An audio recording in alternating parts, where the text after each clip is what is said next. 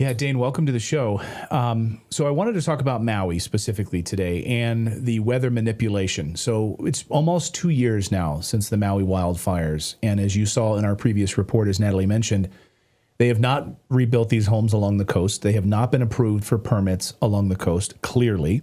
They have been allowed to rebuild a little bit more inland, but this looked like a land grab from the very, very beginning. And right away on our show, we were saying directed energy weapons or weather manipulation. Clearly something seemed to be going on here, but you, my friend, have essentially confirmed that yes, in fact, weather manipulation, geoengineering, climate engineering has been used to destroy Maui. Am I right? There's no question about that, Natalie and Clayton. Thank you for your exceptional reporting on the permit and property debacles that go with this, the agendas and objectives being carried out. In regard to what happened in Lahaina, there's nothing natural about it. And with climate engineering, those that don't understand the issue and the technology involved, they can actually manipulate and are manipulating atmospheric pressure zones, which then affects surface wind flows. So in the case of Lahaina, we had an extremely anomalous high pressure zone to the north, and there are energy weapons like HAARP in Alaska that can and are transmitting extraordinary amounts of power into the electrically charged ionosphere. HAARP can transmit 3.6 million watts of power. It causes an electrical chain reaction, which superheats that layer of the atmosphere. And that expansion pushes downward also, and that creates the high pressure zone on the surface, which spins clockwise in the northern hemisphere, which spins upper level winds clockwise around that. So picture a clockwise spinning rotation north of Lahaina. South of Lahaina, we had a counterclockwise spinning, a very anomalous low pressure zone also being manipulated. And picture between those two, you create a surface wind field, massive surface wind flows, a bellows effect. And that is absolutely a result of climate engineering and atmospheric pressure zone manipulation. As far as the land itself, Natalie and Clayton, we had a flash drought declared 1 week before those fires were ignited. Source of ignition, separate subject completely. We can debate that, but what established the conditions for those fires to burn with such ferocity, and that is climate engineering, period, not just the bellows effect from the 80-mile-an-hour winds, drying out the region, flash drought effect, exactly what's described in the U.S. military document that you showed a moment ago, that geoengineeringwatch.org found on military archives and posted. And you have the incendiary dust. That's very important to consider. So you have this extended period of time, no precipitation, an incendiary dust. It's part of climate engineering operations, starting with aluminum nanoparticles that are such an effective incendiary that that's the primary element used in military demolitions, thermite. So again, this incendiary dust covering everything. It's like a fire starter? Is that what you mean? It was already in place. Once ignited, Natalie, yes. Yeah. I mean, again, This is a military demolitions capable of creating extraordinarily hot temperatures. And when you add that wind, the surface flow, it's a bellows effect that creates much hotter temperatures. Every condition that was there in Lahaina is absolutely directly attributable to climate intervention operations, AKA weather warfare, period. So what's amazing to me, I'd never heard, and I know Philip is probably itching to like jump in and ask this question or ask questions too. And Philip, jump in when you want. But I've never heard of a flash drought. Usually, to me, that's like something that builds up over time. Like we've had 3 months now of no rain. That's not a flash. So I have heard of flash flooding. So they can literally create flash droughts, like the way you dehydrate your beef jerky. Yes, yeah. That is exactly the term. That's not my term. That is the term from the meteorological community for what was declared in Lahaina 1 week before those ignitions, flash drought. So when you saturate the atmosphere with desiccant particles, aluminum's a desiccant. It was used in deodorant to the detriment of our health, but you can actually dry out lower atmospheric RH, relative humidity, which sucks the moisture out of everything, foliage, everything on the ground. And yes, flash drought is now an official term and used commonly. It was used specifically in Lahaina. So again, every piece of this puzzle we see fits completely with what's described in the military document, wildfires as a military weapon, as the preparation for that kind of incineration. Every single piece of this puzzle matches, Clayton and Natalie.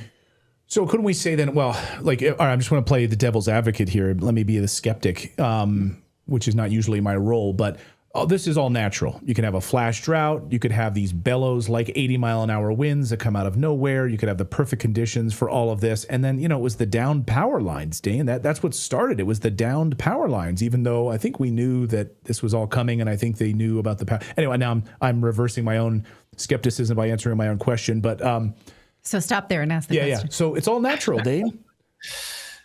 Again, this is that kind of argument being made and ignoring what we can see on satellite imagery, these operations being conducted over these regions.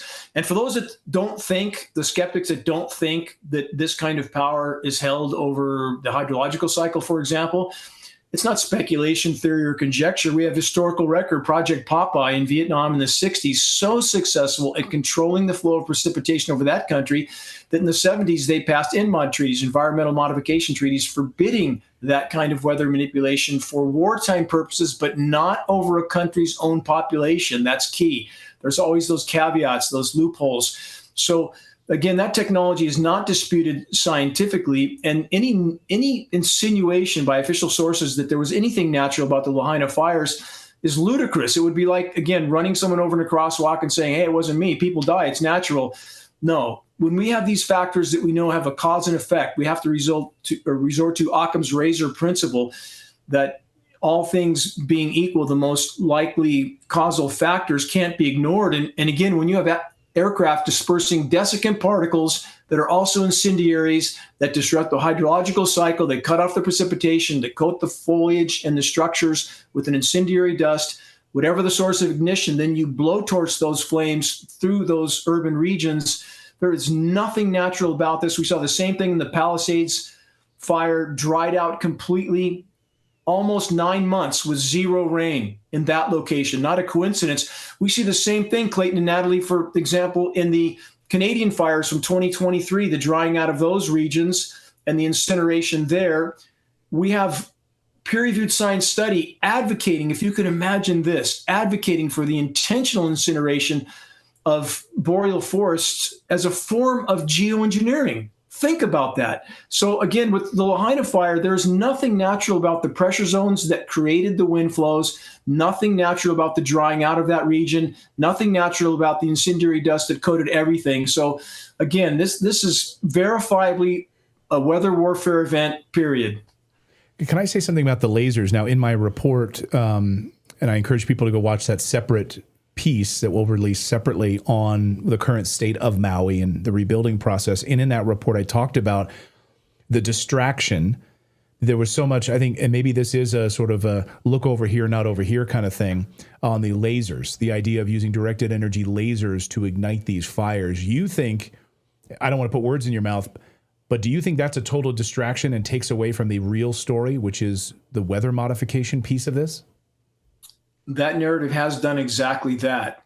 So am I saying that directed energy weapons don't exist? No, I'm not saying that. They definitely exist. And especially when we look at, and many people don't associate installations like HAARP in Alaska, which is an ionosphere heater. And there are many around the globe. There's another in Antarctica, and you guys have covered that, I believe, as well.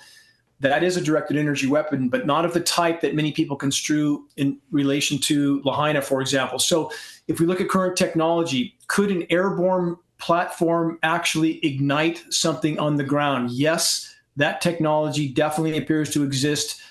And if we look beyond that, once there's smoke in the air, or if there's any other type of cloud cover also obstructing a surface to ground trajectory, laser anything doesn't work, can't work. That's why the laser targeting in, for example, the Middle East can't work if there's any sandstorms or anything else. You cannot have obstructions.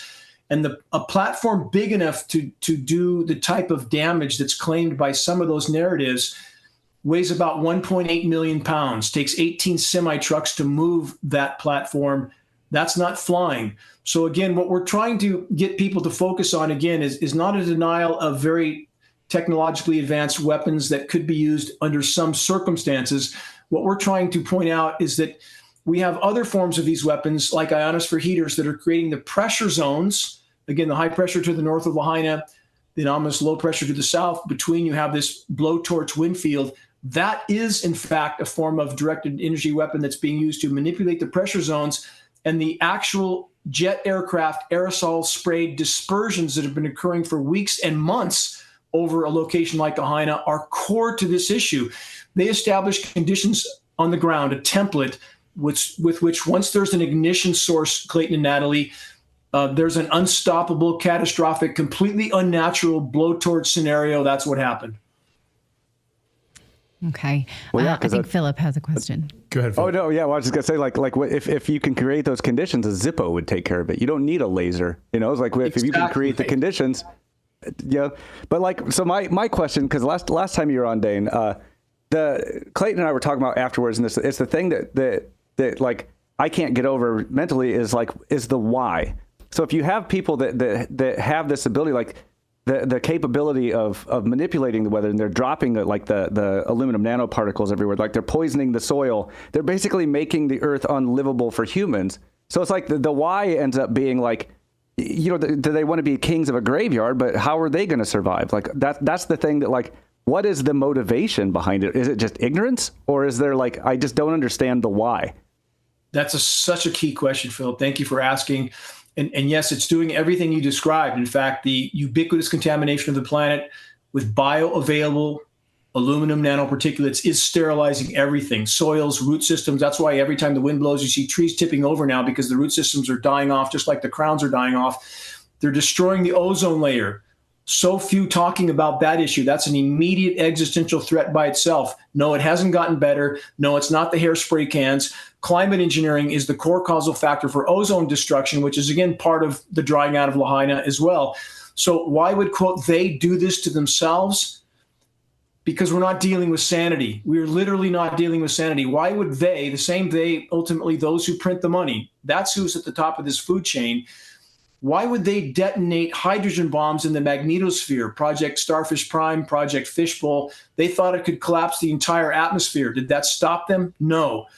There's no dealing with insanity. And the psychoanalysis of those in power reflects a common thread. And that thread is this, quote unquote, from the manual: a near total lack of comprehension as to the consequences of their actions, even to themselves. Does an addict care the next fix might kill them? No, they don't. They do it anyway. And we're dealing with the power addiction here. They're not going to let go. And climate engineering, AKA weather warfare, is the crown jewel weapon of the controllers, the weapon with which they can and are bringing populations to their knees. Without those populations ever even knowing they're under assault, they blame it on nature. Perfect question, Philip. Thank you. I mean, and it's almost like, Philip, and maybe I'm wrong, but it's almost like the idea of you went to McDonald's, you got a big bag of McDonald's, and you're done with all the garbage, and you just throw it out the window. It's like a small microcosm of the larger destruction of the planet. Like they don't see that if I kept doing that every day in my neighborhood, my whole yard would be filled with garbage, and they don't care because that's how they operate mentally. There's other aspects of this. Oh, I'm sorry, Phil. Go ahead. No, that's okay. I was just gonna say it's as if they just the whole plan, the master plan, is just to be the last ones left, as opposed to yeah. Yes, that's true. And also consider that this is the paradox that they are also using climate engineering. This is a very important component of these operations to mask some of the damage done, much of the damage done by ramping up the operations that caused the damage in the first place. And here's an example of that. When we were having, again, and I think we've discussed this before, snowstorms in New Orleans and Florida, while it's above freezing and raining in the whole polar region in the Arctic, that confuses and divides the population as to the true state of damage done to the climate already, much of it from climate engineering operations. So again, that paradox of using the same operations that caused much of the damage in the first place to try to mask some of that damage in an ongoing scenario so that they can continue to use this as a weapon. We have a military document titled Owning the Weather in 2025. That's a very interesting document to add into this equation because this has been and is a goal. And if they could control the cloud layer in 1962, as Lyndon Johnson stated on film on the record, it's the first 30 seconds of our weekly geoengineeringwatch.org commercial-free broadcast. He who owns the weather controls the world, or he who controls the weather controls the world. How far have they come since then? So again, we have so many layers to these operations. We have winter weather warfare, engineering wildfires, engineering drought. they can bring populations to their knees without those populations ever even knowing they're under assault. That's exactly what's occurring. So you would say with 100% certainty, any doubt in your mind that what happened in Maui was intentional and carried out with weather manipulation? Zero doubt.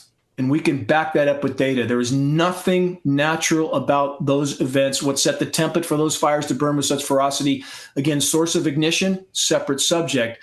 But in regard to what established the conditions for those fires to burn with such ferocity, that is absolutely a core cause of climate engineering, period. All right. Dane Wigington, always great to see you. Our audience loves you and loves your honesty and not afraid to hold truth to power here. We really appreciate it. I would encourage our audience to go watch your documentary, The Dimming, and visit geoengineeringwatch.org to learn more about this. You've got all the documents there. I've been going through them. It's a really important piece of this Maui story. Dane, great to see you.